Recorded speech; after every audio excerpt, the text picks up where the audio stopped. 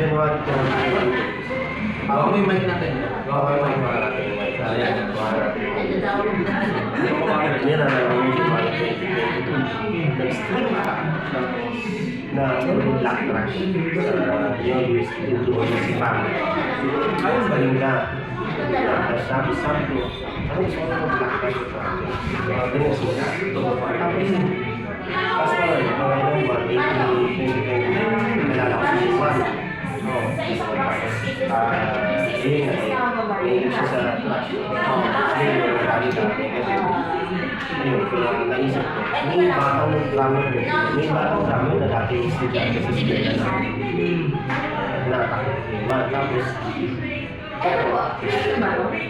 hindi parang ako, medyo nag-setback sa akin kasi hindi nga ako siya isa lahat sa Trash. Medyo lumakal. Ano yung lumakal? Excuse me. Ginawa ko para medyo may motivation para sa akin na i-move forward pa. Gagawin ko naman yung project na i-move forward. Pero parang mas may motivation sa akin dahil mahilig ako sa doom. Ulit ako ng doom elements para mas may motivation. Sa side ko na may sa black metal, siya sa side ko na sa Trash. Sa akin may part na minor parts na doom. Kaya doon na buo. Ano lang din. Pero pagkakaalala ko, buti na naalala niyo ko. Ako din, pagkakaalala ko lang kasi, dahil nagkakasama na tayo sa akin, hindi ko sa diba? So sabi ko, parang gusto ko lang, kung kaya lang, makapag-maganda sa band na medyo baliktad yung pagiging melancholic ng Deep Obsession, which is medyo aggressive, mas fast. Yan ako si Nick. Kasi sinabi ko sa kanya, kaya ka lang, kaya natin mag-move lang. Sabi ko sa kanya. Kasi doon na lumabas yung idea na ganun naman. Kasi si Luwan.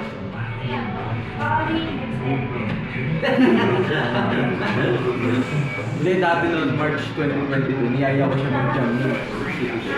Niyaya ko siya mag-jam. Tapos sabi niya sa akin, hindi na siya nag-covers.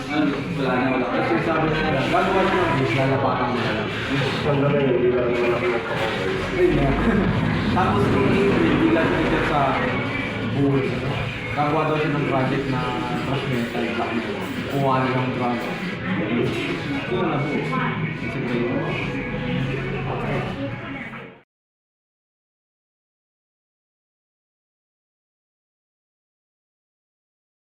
So, pagsusulat ng kanta dito sa dissertation. Ano? Isa mo lang po. Gawa ko lang. Kasi di ba ganun isip ako parang kadalasan sa kadalasan isip na isa ako isip na tapos sinisigurado ng isang isa may element siya na metal, thrash, progressive rock, tsaka stoner tapos buhay mo little pain, konting abnormal na konting nagbukan. Ano na, medyo buo na, papasok sa kanila. Bali, babato rin. Pag natapos nyo nga yung riff, ano na? Kung ano yung kailangan dun sa writing, kumbaga, hindi ka naman pwedeng magsulat ng ano yun. Kumbaga, yung subject mo sa Deep Obsession, hindi mo naman siya pwedeng ilagay sa trash. Kung kayo ibang genre yun. So, lahat ng mga elements na kailangan sa pagsusulat yung trash, black, trash. Sa prom, nandun naman yun. Design na naman yun. Pero, iba, kung ano yung binato ni Jake, doon talaga nanggagaling din yung kung paano ko hinahati yung lyrics. Design lang din sa ibang project na ginagawa namin sa banda. Isa na yung Deep Obsession. Kasama ko siya. Ayun. Tapos, si Yuba na yung kanya-kanya. Lalapatan ko na ng dito ang parts. Gusto ko magtulong siya na may style ko. Yung sabi na yun, ano sabi na yun, may tanong yung iba, yung mga nagtanong sa akin. Oh. Ano yung sabi ng isa? Sabi ng isa, personal influences when it comes to music. Personal influence. Unahin natin si Iwo. Personal influence like bands. Oh, siyempre una na, Metallica siyempre. Metallica, Slayer. Megadeth. Slipknot.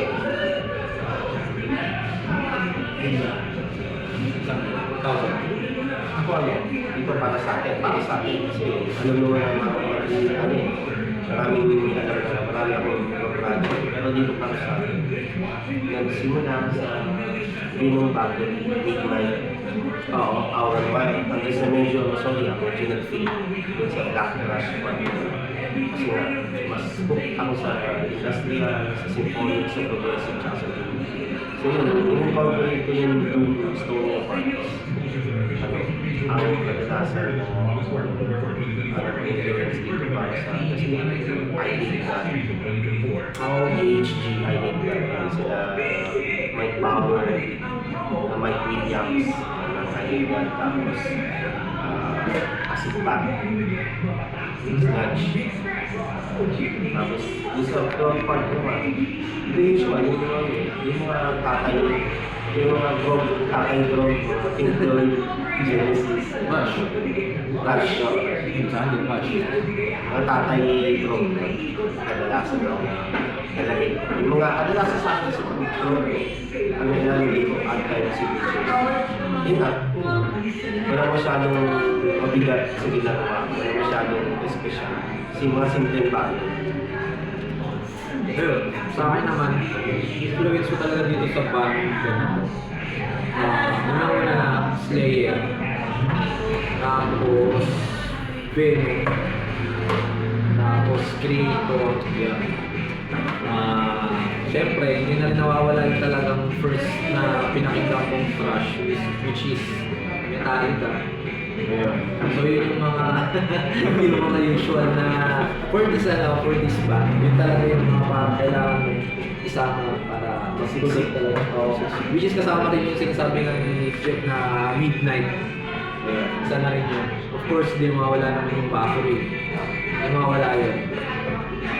Ayun. Ano pa ibang mga inisisa? So, kaya tanong pa nila, sige, ako baka mag-hacker ako eh. Ano yung Ano daw, sabi mo sabi daw, favorite albums daw or mga naka-influence sa pagtugtog or pagkanta. Siguro sa pagkanta, para ulit dito sa ano na to, para ulit dito sa banda na to, siguro gusto ko lang talaga yung vocals ni Kronos ng Venus, tsaka ni Gordon ng Bakery. Siyempre, hindi na rin mawawala si Tito to. Tito ng Slayer. Yung mawawala yun. Tsaka yung siyempre, hindi naman sama mo na rin yung mga bands na nandito rin sa sa genre na ito, Black Thrash. Like yun nga, Creator din. Pero kung sa pagtugtog, marami. Sa writing, isa sa mga malaking influence, Marilyn Manson. Doon ko kasi parang sa kanya ko natutunan yung dapat hindi ka lang nagsusulat ng kanta at may sense dapat, hindi yung sulat lang ng sulat. Although yung iba yung syempre hindi mo mawawala yung hatred sa sulat. Pero kailangan ginagawa ko pa rin siya in more intelligent way. Ayun. Sino ba ba? Billy Valentine. Tapos yung parang Dark Fortress ni Danny Kaye. Yeah.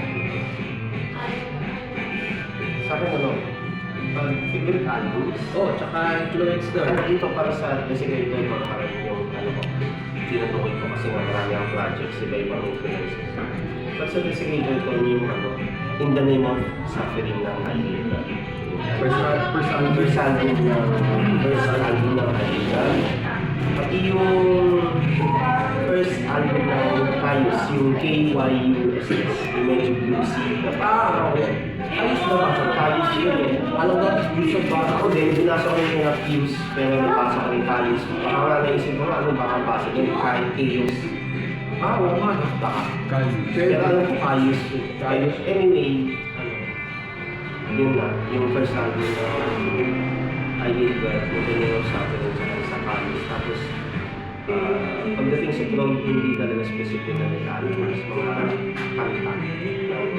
Ilang kanta ng Tool, ilang kanta ng Tool.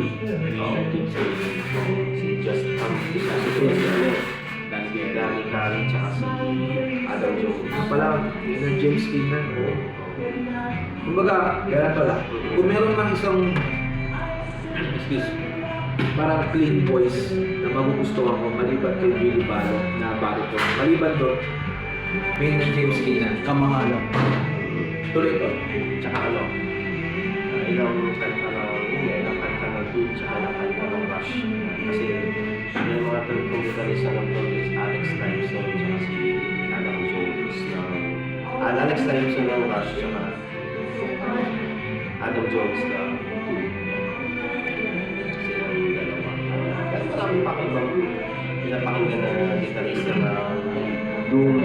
Yan, si Mark Pike. Sa Mark Pike ng Sleep o Doom. Siyempre, si Steve Howe ng Yes.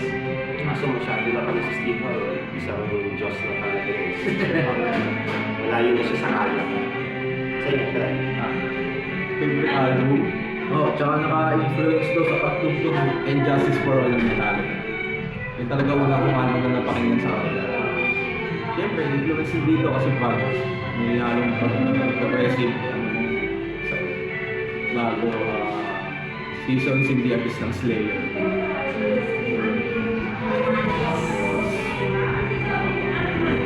Ayaw ng Slipknot. Ayaw ng Slipknot tapos yung self-titled nila. Napaka-solid. Yung mas nauna doon. Parang Yung cover ata.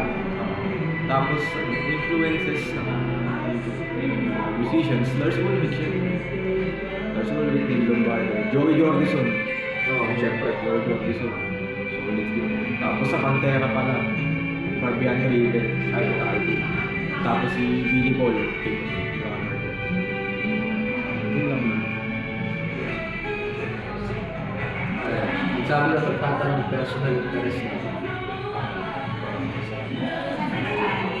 Personal interest? Ako, personal interest? Coffee. Coffee, food. Music, metal. Metal and progressive rock. Parang isinisin Friday na napakaganda natin. Especially, para sa akin ko, family life. Interest. Ako? Yun, music. Yun lang naman nagpapawala ng mga kapusilan sa buhay. Di ba? Music. Tapos, syempre, interest din yung pagkukulit ng mga CDs, tapes, mga paboritong banda. Tsaka ano ba? Interest din ako namin. Yung gawin pa siguro, maliban sa pag-music. Hiking. Subukong hiking. Tsaka yung syempre, masaya na rin ang kasama mo yung family mo. Kulitan ng anak. Family life, paano. Okay. Sa akin, bukod sa music, gaming. Gaming ako lalo eh. Oo, gaming pala. Basketball. Basketball. Gumala, kumain. Wala naman. Wala naman ito ako kumain. Hindi naman. Tapos yung panunod isa, best moments kasama ang bata. Best moment. Kasama ang bata. Ako, para sa akin. So far kasi hindi pa ako masyadong nagkikita ng tatlo na magkakasama.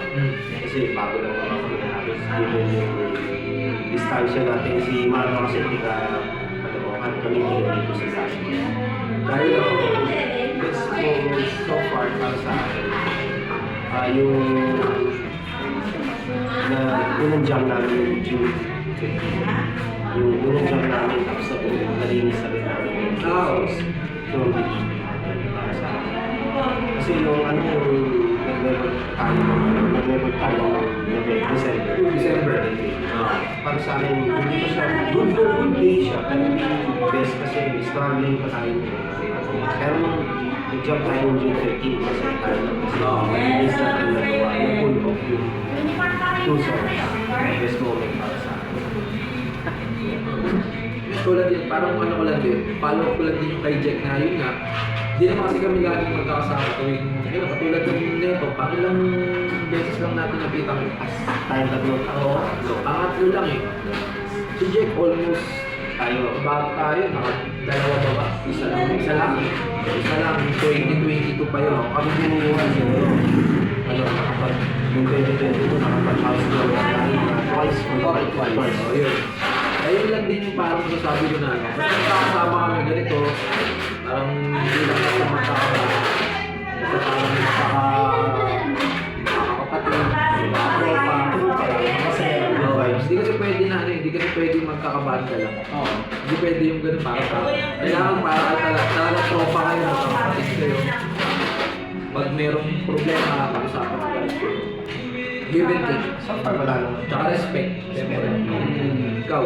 Sa akin, kapag magkakasama kami, laging best memories para sa akin. Kasi sila, ito yung unang banda ko na nagkaroon at makapag-release talaga ng original combo. Yun lang. Yun yun. Tapos may last huli na lang. Sabi pang pogi daw yung vocalist eh. Bagong pogi. Ano, Wala wala naman. Pero ang gig sa August 17 sa Miss Port area, Manila, under the Underground Collective Productions with Miss Cobet Evangelista. And September 20, Unknown Pop 13 sa Quezon City. And kasama pa rin sa ano, sa The Underground Collective ni Miss Cobet Evangelista. So salamat po sa lahat. Salamat po. Salamat kayo ng babi. Yun yung ano natin tapos. Currently, isusulat namin yung EP2. Ah. Ina-record namin as soon as possible. As soon as possible. Hindi now, pero as soon as possible. Siya sa Disharmonium, photography niya, electronic coaching, sa nila, ni Alfred Robasoro, Crimson Ruby. Nakakakuling hantungan namin. Namin dalawa, meron kami project na huling hantungan, kami dalawa may project na before session. Tapos, meron din ako isang project kasama ko, dalawang si Jen Canencia at si Kevin Reyes Marinas. Disruption Unit. Yun. So, baka nyo na lang sa inyo. So, tayo. Maraming salamat.